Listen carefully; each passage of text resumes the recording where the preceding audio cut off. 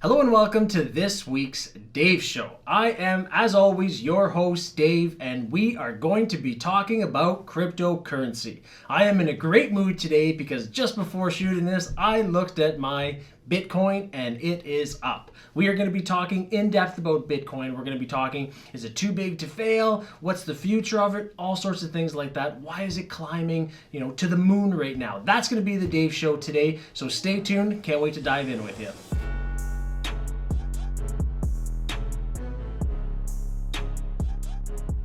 Hey everyone, welcome to the Dave Show. This is the show where we talk about current events, cryptocurrency, politics, and how it affects you as an investor. If you like what you see on the show, make sure to subscribe to the channel, hit the bell to get notified so you are aware every time I go live and every time we drop a new video. Let's get into it. All right, first things first, let's address the elephant in the room. Tesla bought 1.5 billion with a B worth of Bitcoin. That shot up on Monday morning, Bitcoin by 10%. Thank you so much, Tesla. My Bitcoin went up that day. I didn't even know about it till I got in the office and Christian told me. Thank you, Tesla. As of today, February 11th, Mastercard has just announced that they will now be accepting Bitcoin as a form of payment. So just when you thought Bitcoin couldn't get any better, it's speculation, it's growing, it's just becoming a global phenomenon, now even Mastercard is jumping on board and accepting it as a payment. I'm a Mastercard customer and I am pumped that they are using Bitcoin just like me. Now I'm actually very curious, who's going to be the next one? Is Visa going to say yes? Is American Express, right? Is Amex the next one to say yes? Mastercard, to my knowledge, is the first one to say yes to it, which is super cool, and I just can't wait to see who else is going to jump on board. This is opening up such opportunities for those Bitcoin users just like me. There's speculation that Apple might actually be adding Bitcoin to their Apple Wallet, which again will further legitimize the fact that Bitcoin is a currency, is a mainstream currency that people are using, right? Think about this, right? Mastercard announced today that they are accepting it. PayPal, Tesla, and if we add Apple to that, those are some massive companies that, hey, if they actually accept it, the legitimacy of Bitcoin and cryptocurrency will just continue to skyrocket. That being said, why is this important? Okay, with these monster companies, these big players legitimizing it and now accepting payment, this can help us keep Bitcoin and other cryptocurrencies around. Okay, and what do I mean by this? These big players, they have a lot at stake with politics, right? They have lobbyists that lobby the government to keep things around. Now, if they have invested into Bitcoin, don't you think that they're going to use literally their power and their weight to sway the government to start accepting this as a form of currency, to start accepting this as a form of payment? So if you are a fan of cryptocurrency, and I always talk about Bitcoin because that's my baby. Now all of a sudden I'm a Bitcoin guy, but anyway, that's my baby. If you are a fan of Bitcoin and cryptocurrency, this is important to you. These companies will help us keep this currency around. By them accepting and buying into it, it's only going to trickle down the road, and then the government won't have a choice, but they're going to have to at some point accept it as a form of currency. The thing I find so interesting with all the cryptocurrencies and all the Bitcoin stuff is that, think of this. Bitcoin has been around since 2009. I wish I would have bought back then, but anyway, hindsight is 2020. People are only now starting to really realize that it's going mainstream, that it actually is a currency, and that's why these big companies are buying in, right? That's what currency is. If you have a currency that no one believes in, it's just fake money, right? And that's what people thought Bitcoin was before. Now that people are actually noticing it and treating it like an actual currency, it has now become a currency, right? Think about fiat money, okay?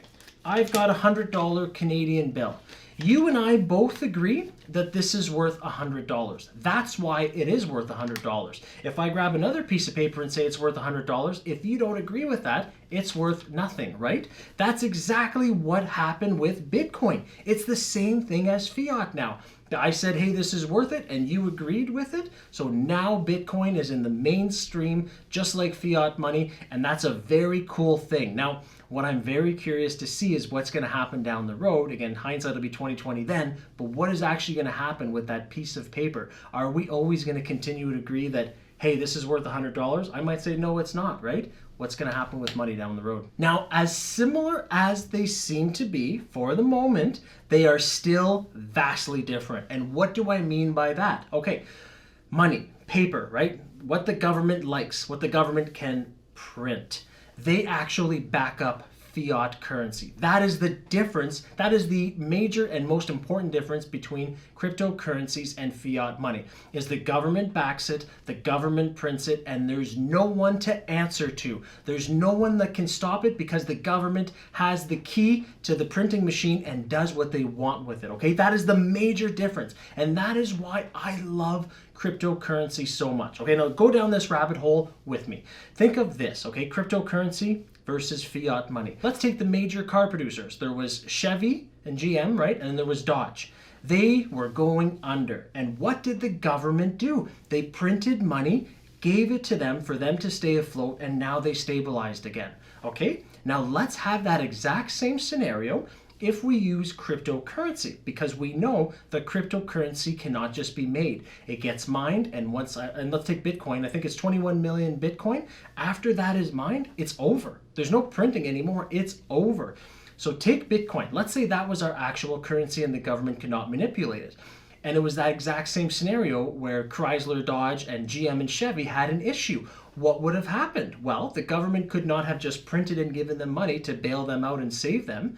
That company would have gone belly up, right? Because they would have looked at everyone in society, and we would have had to donate our money in order to save the big companies, which I'm not going to do it. I'm sure you're not either, right? So what would have happened? That would have been a true capital market where those too big to fail companies don't have the money they need anymore, and they would have gone belly up. So just think of that with cryptocurrency. What is going to happen in the future if that becomes the true form of currency? We won't be able to bail out these big companies, which, again, I'm not saying is a good or bad thing. I'm just saying down the road, things could be a lot different with Wall Street and big companies getting into trouble. Okay, we're not done going down the rabbit hole. That was about halfway. Keep going down the rabbit hole with me, okay? So let's think of this. What if down the road, a big company that already has brand recognition, is already established, is already making billions of dollars, like Tesla, like Amazon, like Apple, what if they decide to create their own cryptocurrency? And let's say you can only buy their product with their cryptocurrency. I don't know, let's get crazy here.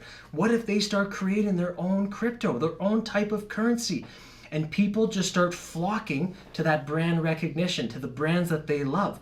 What would happen to Bitcoin then? The kind of the grassroots of cryptocurrency. Is Bitcoin down the road going to become a thing of the past? Like the thing that's booming today might be 10 years down the road a thing of the past because everyone flocked to the other ones. This is why, and I seem very excited because I am, this is what excites me about cryptocurrency, is I feel like we've just touched the tip of the iceberg, and who knows where this ship will sail. And no one can predict the future, but I think it's going to be very exciting because the limitations put in place and anyone can create a cryptocurrency. Just look at Dogecoin. So some of you might be saying Bitcoin is too big to fail. Okay, I agree, but I very much disagree. Look at the past, right? The past predicts the future. Think of companies that were too big to fail, but that did. Sears, Radio Shack, Blockbuster, AOL, they were too big to fail, yet they did. Now again, moving down the future, will Bitcoin be too big to fail? I think no company is too big to fail. Here is something very ironic, okay? So I'm gonna read off my computer. Recent Bitcoin rally is speculative mania, Bank of Canada warns.